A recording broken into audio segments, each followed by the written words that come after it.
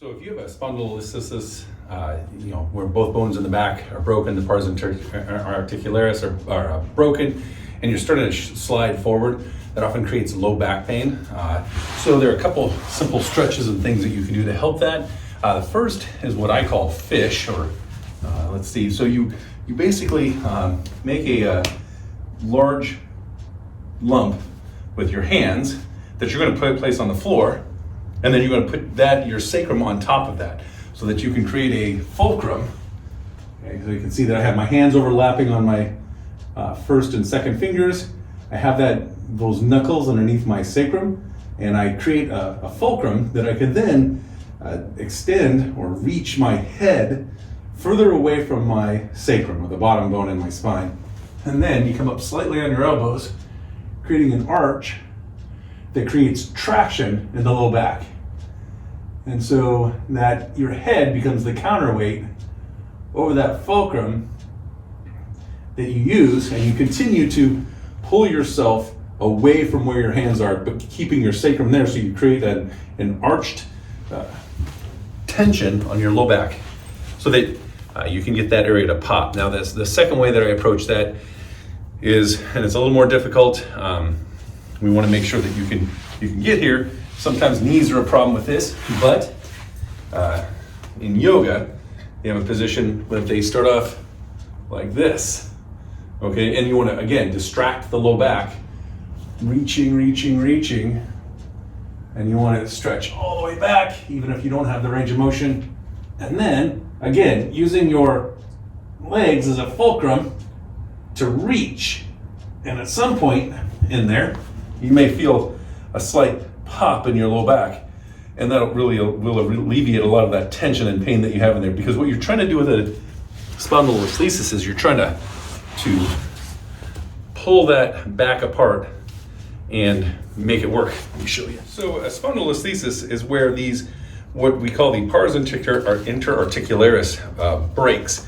So where the facet joints are, there's a little bone that each vertebra has a superior set of facet joints and an inferior, right? So they connect somewhat like this, and that those facet joints slide. Let me get a little closer here. That those facet joints are supposed to slide and open in flexion and close in extension. And that's one of the big things that we're interested in, making sure that they work properly, because of muscle tension and various things, that they don't get bound up. But the problem is in spondylolisthesis that those bones have broken, and then what that allows is the spine to actually slide forward and fall off it, because the orientation here is in standing. Here's the orientation for you to stand straight, is that your pubis bone is much closer to the ground than you might think. And so that actually creates forces such that your spine is going to slide off of that sacrum. So here's that sacrum, here's L5. If these bones in the back are broken, there's nothing holding it together quite as much. Now, part of that is that there's a large ligament right on the front, the anterior longitudinal ligament that runs right up the front of the spine. And as you can see here, we've got a couple muscles.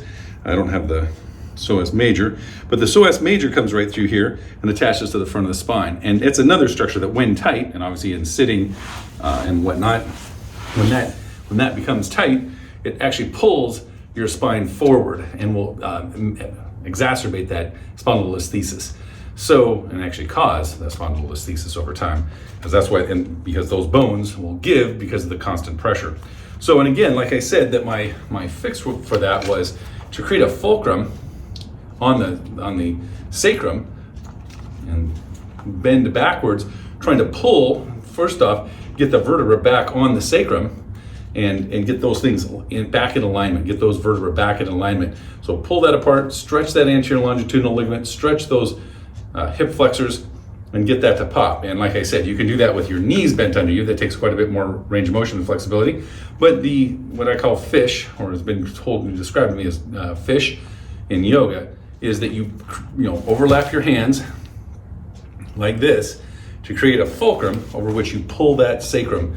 And by pulling that sacrum, you can pull L5 or L4 or L3 back, what we call cephalically, towards the head, distract that, and then let those structures get back in alignment, which reduces all the stretch and the inappropriate feeling that you get, which is part of the low back pain of spondylolisthesis, spondylolysis.